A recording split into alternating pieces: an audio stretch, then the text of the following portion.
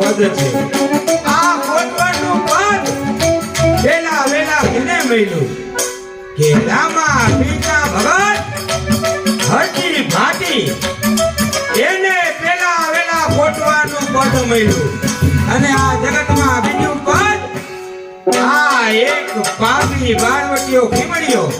એને આવડું મોટું પદ આપો છો ધન્ય છે ગુરુદેવ ધન્ય છે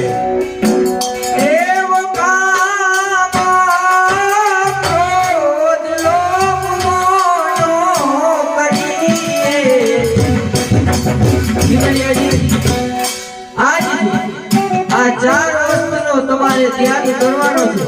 કામ ક્રોધ લોભ ને મોહ આ બધી વસ્તુનો ત્યાગ કરવાનો છે કામ ક્રોધ મદ લોભ મોહ જ્યારે આ સૃષ્ટિમાં જ્યારે બાળક જન્મ લે છે ને